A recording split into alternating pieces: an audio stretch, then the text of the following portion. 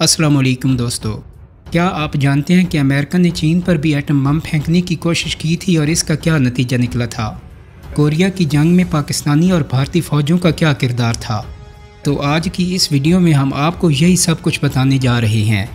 दोस्तों, 1 अक्टूबर 1949 को जब माओ अवामी जमहूरिया चीन के क़याम का ऐलान कर रहे थे तो दुनिया एटमी जंग के दरवाजे पर खड़ी थी।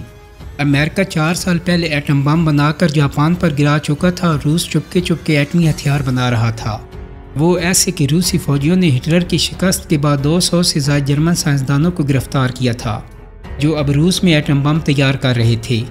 और आखिरकार माओ के हुकूमत में आने से 1 माह पहले 29 अगस्त 1949 को सोवियत रूस ने एटमी धमाका कर दिया। लेकिन दोस्तों, माओ का चीनी इनकलाब आलमी सियासत में सोवियत एटमी धमाके से बहुत बड़ा था, क्योंकि अब अमेरिका के सामने एक नहीं 2 बड़े दुश्मन आ गए थे। चीन उस वक्त एक गरीब मुल्क ही सही, लेकिन वो रकबे में अमेरिका से बड़ा और आबादी में दुनिया का सबसे बड़ा मुल्क था। चीन के कम्युनिस्ट इनकलाब ने अमेरिका की नींदें उड़ा दी थीं। अमेरिका और यूरोप में शोर मच गया कि मशरक़ी एशिया के सारे ममालिक जैसा कि कोरिया, जापान, वियतनाम वगैरह भी कम्युनिस्ट इनकलाब की जद में आ जाएंगे। लिहाजा अमेरिका ने इस खतरे के मुकाबले के लिए पहले से भी ज़्यादा ख़तरनाक एटम बम तैयार करना शुरू कर दिए और साथ ही अपने इत्तेहादी बरतानिया को भी एटमी ताकत बनाना शुरू कर दिया।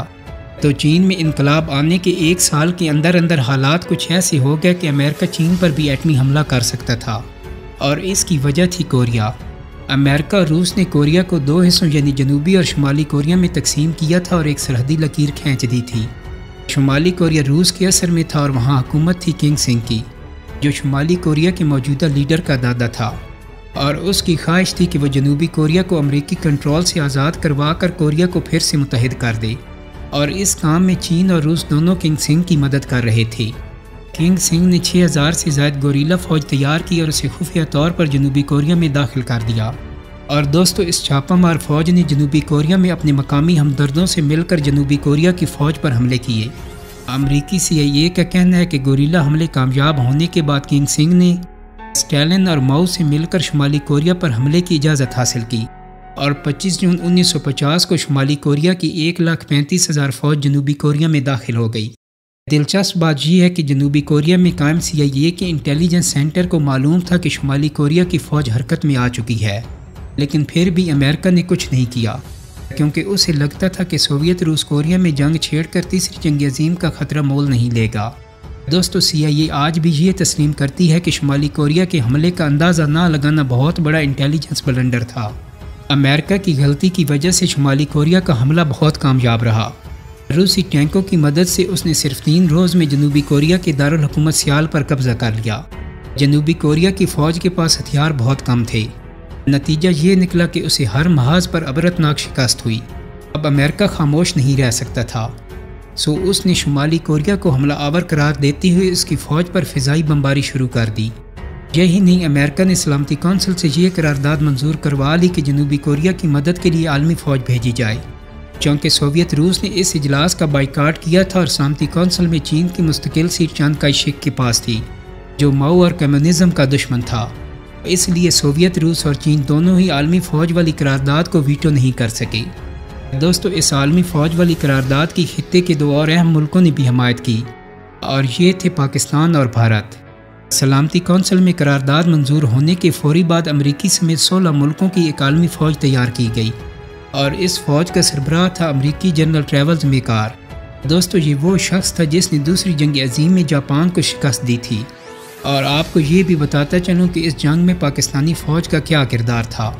तो जब अमेरिका ने पाकिस्तान से शुमाली कोरिया में 2 ब्रिगेड फ़ौज भेजने का मुतालबा किया, तो वज़ीर-ए-आज़म लियाकत अली ख़ान शहीद ने अमेरिका को टिक्का सा जवाब दे दिया। अलबत्ता उन्होंने आलमी फ़ौज के लिए 5000 टन गंदम भेजने की पेशकश ज़रूर की। ताहम हवाले के लिए बता दें कि लियाकत अली ख़ान शहीद अमेरिका की हर डिमांड ठुकरा रहे थे। हत्ता कि उन्होंने तो सोवियत रूस की जासूसी के लिए पेशावर का हवाई अड्डा भी अमेरिका को देने से इनकार कर दिया था। ताहम जब सदर सिकंदर मिर्ज़ा के दौर में अयूब खान फ़ौजी सरबराह बने, तब ये अड्डा अमेरिका को दे दिया गया। बहरहाल लियाकत अली ख़ान शहीद ने पाकिस्तान को कोरिया की जंग में शामिल होने से बचा लिया। तो दूसरी तरफ भारत ने भी शुमाली कोरिया के ख़िलाफ़ फ़ौज नहीं भेजी, लेकिन आलमी फ़ौज की मदद के लिए एक मेडिकल यूनिट भेज दिया। दोस्तों, भारत समेत 41 ममालिक ने मुख्तलिफ़ तरीक़ों से आलमी फ़ौज की मदद की। ڈیگلس میک آرتھر کی قیادت میں امریکی اور اتحادی فوجیں جنوبی کوریا میں داخل ہو گئیں اور انہوں نے حملہ آور فوج کے ایک بڑے حصے کو گھیر لیا۔ شمالی کوریا نے عالمی فوج کا ڈٹ کر مقابلہ کیا، لیکن ایئر فورس نہ ہونے کی وجہ سے آخر دشمن اس پر حاوی ہو گیا۔ عالمی اتحادی فوج نے ایسا زبردست حملہ کیا کہ شمالی کوریا کے 65,000 فوجی مارے گئے یا پکڑے گئے۔ ہزاروں فوجی گوریلا حملوں کے لیے چھپ گئے، جبکہ 25,000 فوج الٹے پاؤں شمالی کوریا میں واپس بھاگ گئی۔ دوستوں، امریکہ یہ جنگ جیت چکا تھا اور اب اس کے پاس عزت کے ساتھ جنگ ختم کرنے کا یہ بہترین موقع تھا۔ لیکن کہتے ہیں کہ امریکی جنرل ڈیگلس ایک مغرور شخص تھا اور وہ شمالی کوریا پر قبضہ کر کے کمیونسٹوں کو سبق سکھانا چاہتا تھا۔ وہ چینیوں کو بھی اپنے سے کم تر سمجھتا تھا، اس لیے اس نے اس وارننگ کو بھی نظر انداز کر دیا کہ شمالی کوریا پر حملے کی وجہ سے چین بھی اس جنگ میں شامل ہو سکتا ہے۔ لیکن دوستو، جیسے ہی امریکی فوج نے شمالی کوریا کی سرحد پار کی، چینی فوج بھی حرکت میں آ گئی۔ 13 اور 14 ستمبر 1950 کی رات ہزاروں چینی فوجی شمالی کوریا اور چین کے درمیان یلو ریور کو عبور کر کے شمالی کوریا میں داخل ہو گئے۔ اس فوج کے پیچھے چینی علاقے کے اندر 8 لاکھ مزید فوج بھی تیار کھڑی تھی، لیکن امریکی CIA اور فوجی ہائی کمان کو اس کی کانوں کان خبر نہ ہو سکی۔ دوستو، یہ امریکہ کا دوسرا بڑا انٹیلیجنس بلنڈر تھا اور اس کی اسے بہت بڑی سزا ملی۔ چینی فوجی شمالی کوریا کے پہاڑوں اور جنگلوں میں چھپ گئے، اور جیسے ہی عالمی اتحادی فوجی نزدیک پہنچے، چینی فوجی ان پر ٹوٹ پڑے۔ اس لڑائی میں 10,000 امریکی اور کوریائی فوجی ہلاک اور زخمی ہو گئے۔ لیکن چین کا یہ حملہ تو صرف ایک ٹریلر تھا، کیونکہ چینی فوجی دشمن کی لڑنے کی صلاحیت کو چیک کر رہے تھے، اور جب انہیں دشمن کی طاقت کا اندازہ ہو گیا تو وہ پھر چھپ گئے۔ لیکن امریکہ اب بھی چینی فوج کی طاقت کو نہ سمجھ سکا۔ اسے یوں لگا کہ دشمن مقابلہ کرنے کے بجائے بھاگ گیا ہے، لہٰذا اس نے چینیوں کے تعاقب میں اپنی فوج بھی جنگل میں بھیج دی اور اس طرح چینیوں کے بچھائے ہوئے جال میں پھنس گیا۔ چینی فوج چاروں طرف سے اتحادیوں پر ٹوٹ پڑی، اور اس بار اتحادی فوج کا اتنا جانی نقصان ہوا کہ وہ شمالی کوریا کو ہی خالی کر گئے۔ دوستو، یہ امریکہ کی تاریخی شکست تھی، اور جانتے ہیں اس شکست کی وجہ کیا تھی؟ کیونکہ چینی فوج اس لڑائی میں لانگ مارچ والی جنگی تکنیک استعمال کر رہی تھی۔ چینی فوج کا طریقہ یہ تھا کہ چھپ کر دشمن کے اتنے قریب پہنچو کہ وہ اپنے توپ خانے اور لڑاکا طیاروں سے فائدہ نہ اٹھا سکے اور پھر اس کا صفایا کر دو۔ دوستو، اہم بات تو یہ تھی کہ چین کے پاس نہ تو ایئر فورس تھی اور نہ زیادہ جدید اسلحہ، حتیٰ کہ اتنی بڑی فوج کی سپلائی کے لیے ٹرک بھی نہ ہونے کے برابر تھے۔ فوج کے لیے خوراک اور اسلحہ سائیکلوں تک پر لاد کر لایا جاتا تھا۔ پھر بھی چینی فوج پر عزم تھی، اور امریکی فوج جیٹ طیاروں کی مدد کے باوجود چینی فوج کے سامنے بے بس نظر آ رہی تھی۔ شمالی کوریا سے امریکہ کو نکالنے کے بعد چینی فوج نے جنوبی کوریا میں داخل ہو کر اس کے دارالحکومت سیال پر بھی قبضہ کر لیا۔ اب چینی فوج کی تعداد اور بھی بڑھ چکی تھی، لیکن جہاں ایک مسئلہ ہو گیا۔